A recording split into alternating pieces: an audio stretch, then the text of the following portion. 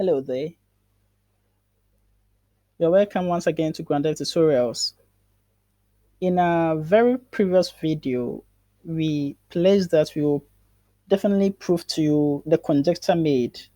We said that a log 1 over q base 1 over p is the same as a log q base p. That was the statement we made in a very previous video. That's the second video. If you do remember, they were trying to solve a log equation, okay, solving for x, and this popped up. Okay, so to prove to dear subscribers and audience that a log 1 over q base 1 over p is the same as this simple log statement a log q base p, first let's represent this expression by a variable. We will still go for the variable y.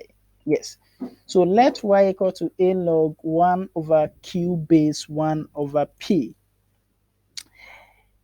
After representing that by a variable, we then look at our right hand side and we see that we can of course use exponential law of logarithm on this side. That's using exponential law of logarithm at the right hand side, we then arrive at this new log statement. That is, we will have the a, which was then multiplying the log statement, become an exponent of the log number 1 over q. Okay, after using the exponential law of logarithm on the right hand side, the next thing to do is to see that the number 1 over q can also to be written in indices form, that is in exponential form. So instead of 1 over q, we remember in our previous video that 1 over q can be written in exponential form as q to the power negative 1. Okay, that's writing it in inverse form. Okay, so if we write that in an inverse form, what would be the next thing to do? Now look at the exponent of the q. We have negative 1 as an exponent, and we have a being exponent to the whole expression q to the power negative 1. That is, we have two exponents for the q. So we go ahead to multiply negative 1 by a, and we get y equal to log q to the power negative a. Okay, we simplify the exponents here to get q to the power negative a base 1 over p still. Now, that's not the only thing we can do. The next thing to look at is to see how we can write the whole log in exponential form. That is, we convert the log statement to indices statement. Okay, so let's write the log in exponential form. All right. In writing the log in exponential form, we will definitely see this as our next step. That is, we will arrive at q to the power negative a, which is the number, now becoming the subject of the equation, such that the base of the log will be the base raising y as an exponent. That is how we arrive at when we try to write log statement into exponential form. Now, the next thing to look at is to look at the expression 1 over p. The 1 over p can also to be written in exponential form. So instead of 1 over p, you can write that one as p to the power negative 1. Okay, now with that, we simplify the exponents of the p because we now have two exponents. We have negative 1 and y. So simplifying that, we have q to the power negative a now becoming p to the power negative y. Okay, that's q to the power negative a is equal to p to the power negative y. We simplify the exponents of the p.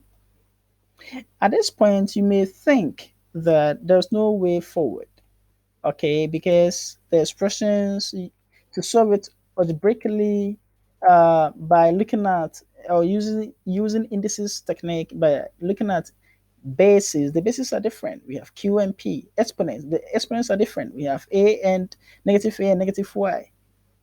So we need to re-invite, okay, logarithm at this point.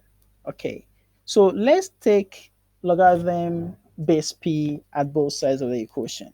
You may ask, why logarithm base p at both sides? Why not logarithm base q? You see, our main focus is to try to make y the subject. Why so? Y was never part of the log statement that we want to simplify. We introduced it. So if you want to arrive at a point where we try to show that this complex log expression is simplified in this form, we need to again make y the subject, the subject. Okay. So if we are to make y the subject, then the base of the y must be taken care of. That's why we are taking logarithm base p instead of base q. By so, we take log base p at the left hand side, and we have q to the power negative a base p, and we take log base p at the right hand side, and we have log p to the power negative y base p.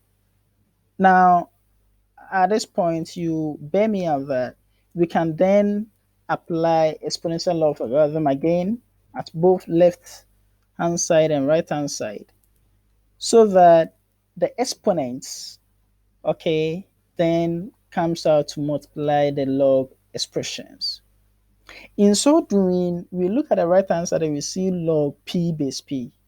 And remember that we've said this countless times that anytime that we have log of a number where the base of the log is the same as that number, then that whole expression, log of that expression, goes to 1. So log p base p will go to 1. So that one will multiply the negative y, and so we will have negative y at the right hand side. Okay. Now, if you look at the equation, we have both negatives, negative a and negative y. That's both sides of the equation, are negated. So the next thing to do is multiply through by negative 1, or you can say divide through by negative 1, so that we simplify out the negation. Okay, just as we do in our simple algebraic equations. Okay, and so that will neutralize the negations. When we do that, we multiply through by negative 1. That will neutralize the negations at the left and right hand sides of the equation to give us a simple equation y equal to a log q base p. But remember this, before we started, we had said that y should represent a complex expression that we wanted to simplify.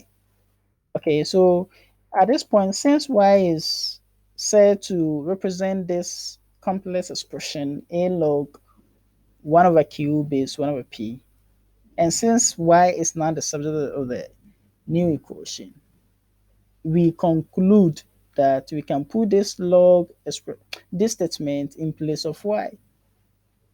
In doing that, we arrive at the last statement for the proof that y, which is this one, is equal to a log q base p as required. Thank you very much for your time, and we say that we would like you to share our page. Okay, the page name is Grandelve Tutorials. So if you have any question, go on, send it to us. Our team of teachers will look at it and we will try to simplify and solve that one for you.